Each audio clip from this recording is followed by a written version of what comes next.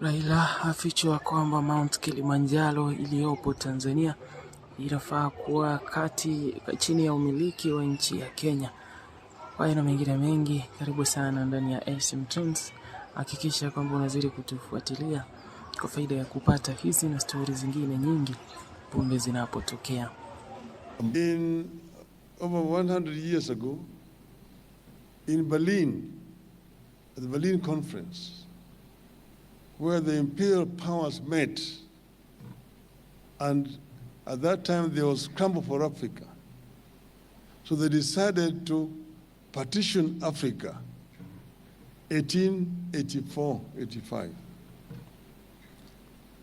So Africa was to various colonial interests, imperial powers, Portuguese, Spaniards, the British, the French, the Italians, and the Belgians. Spain got a small portion of it. So this is how these maps were drawn. And these maps were drawn artificially in Berlin without any regard to the people who are living in Africa. So Africa was artificially divided among the imperial powers. That's why you see that kinara wa upinzani atoa tathmini ya kuweza kuonyesha jinsi mataifa ya Kiafrika yalipata kugawanywa na kuweza kutoa sababu na vile vile kuweza kuonyesha maeneo tofauti katika nchi tofauti kabla ya kuweza kubadilishwa na kuweza kuwa katika nchi zingine. Kati ya maeneo yaliyoweza kuzungumzia ni Mount Kilimanjaro iliyopo Tanzania. Tunaweza kusema kwamba Mount Kilimanjaro inapasa iwe ni ardhi ya Kenya.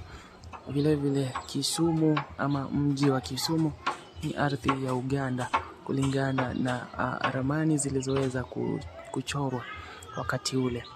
Odinga amepata kuzungumzia hayo na mengine mengi, akiweza kutoa historia ya Kenya na kuweza kuhakikisha kwamba amewapatia Wakenya sababu ya kuweza kutafsiri mambo ambayo yanafanyika saizi na kuweza kuhakikisha kwamba wanaweza kuyatatua na kuhakikisha kwamba wanawapatia mababu zao Kenya waliweza kuitamani. Hebu tupate kumsikiliza Odinga. Kilimanjaro. And that is how you see Kilimanjaro was originally in Kenya.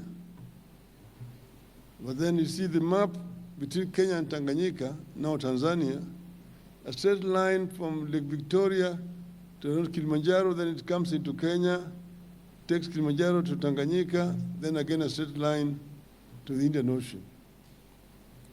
That is how it was done, arbitrarily. Then, but formal colonization, actually, of Kenya took place in 1904. But when the British first came here, they started building a railway line. By building a railway line, and they built a railway line from Mombasa. It was called Kenya-Uganda Railway. It was built from Mombasa up to Kisumu. You ask yourself, if it was Kenya-Uganda Railway, how did it end up in Kisumu? The reason is, at that time, Kisumu was part of Uganda. Uganda's boundary came all the way up to Naivasha. From Naivasha up to Lake Turkana, the west of that was Uganda. That's why it was called Kenya-Uganda Railway. When it reached Kisumu, it had reached Uganda. From there, they were now taken by ship across the lake to Port Bell in Uganda.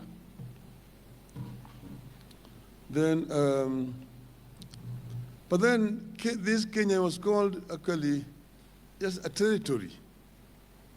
It was actually run by a company called British East Africa Corporation.